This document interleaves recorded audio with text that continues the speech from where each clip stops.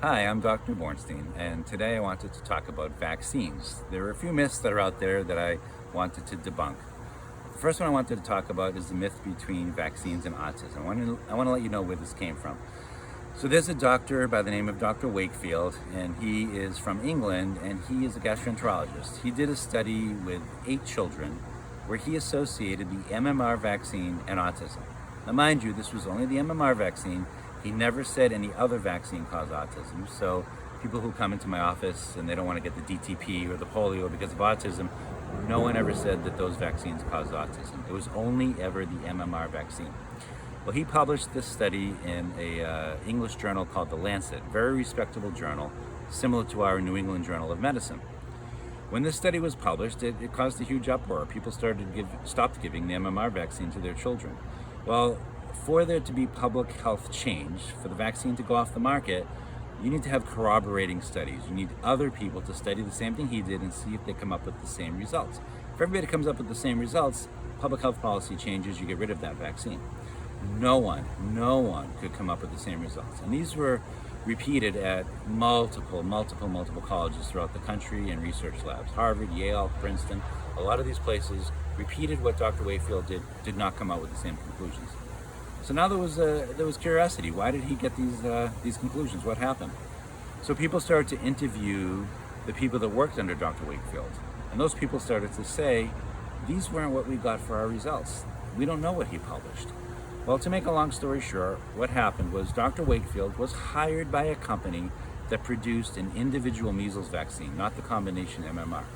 He was paid to discredit the MMR vaccine. He made up the entire study. It didn't exist. There was never an association between the MMR and autism.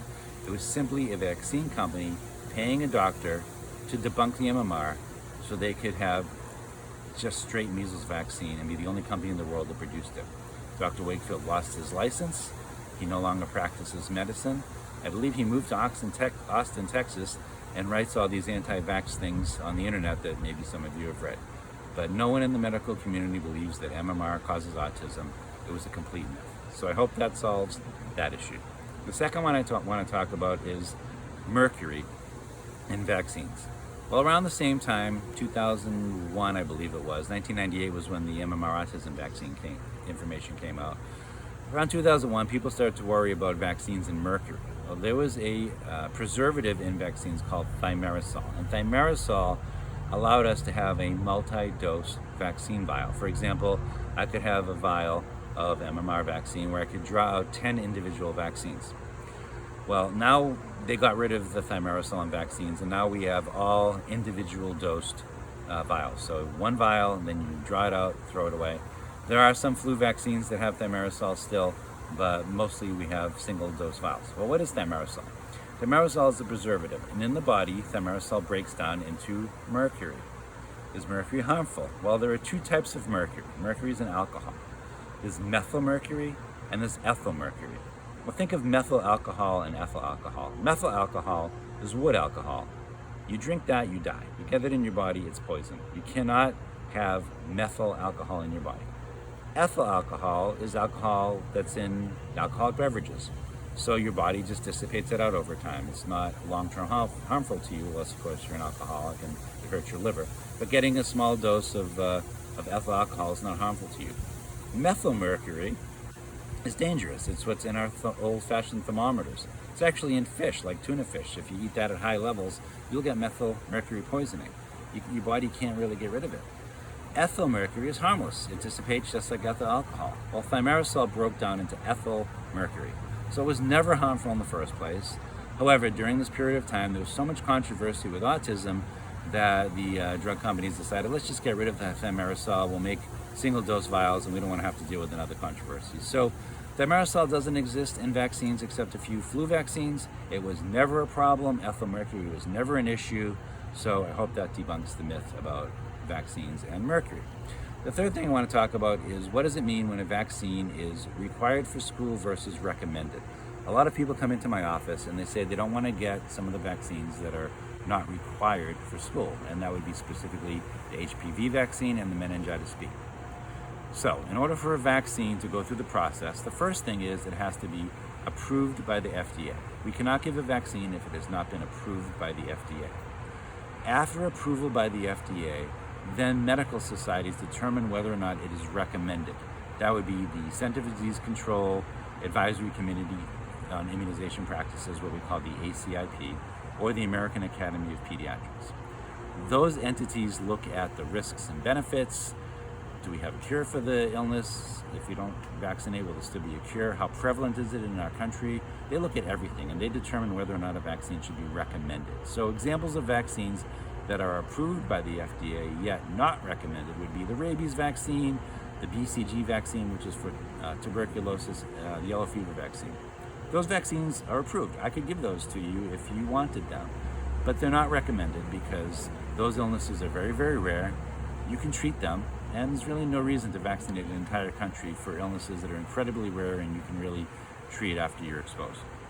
So if it's determined that a vaccine is recommended, medically speaking, that's when you should make your determination as to whether or not you should get it. Because what does it mean to be mandated? Mandated, it means that a state must have enough money to supply the vaccine for free to the health departments. So, if a vaccine is not mandated, all that means is that the state has determined that it's not in their budget to supply it. It has nothing to do with whether or not you should do it medically.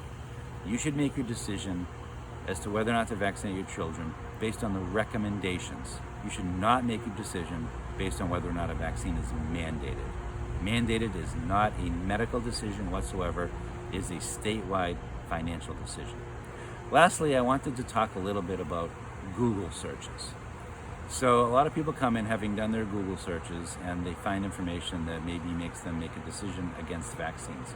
Anyone can put anything on the internet. If you're going to do a Google search, at least do scholar.google.com, where you're going to get reputable studies. But a simple Google search, you're going to find Dr. Wakefield stuff on there. You're going to find stuff from people who don't have any medical knowledge.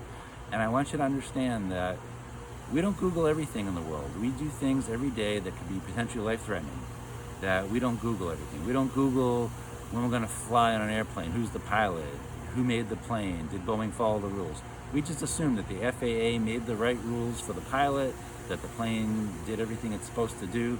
We don't Google driving over a bridge. We don't look at the engineering plans and make sure that it fulfills all of the requirements.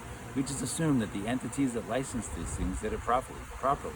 Even sitting on a chair, we don't Google who made the chair. Is it going to stand when we sit on it? We're going to fall flat on our backs. We just assume that everything's good.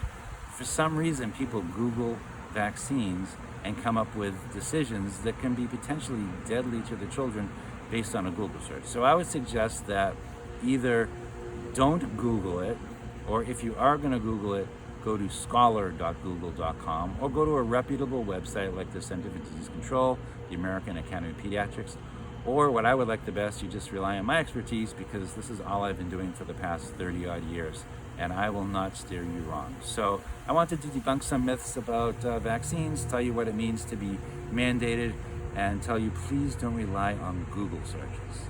Thank you very much.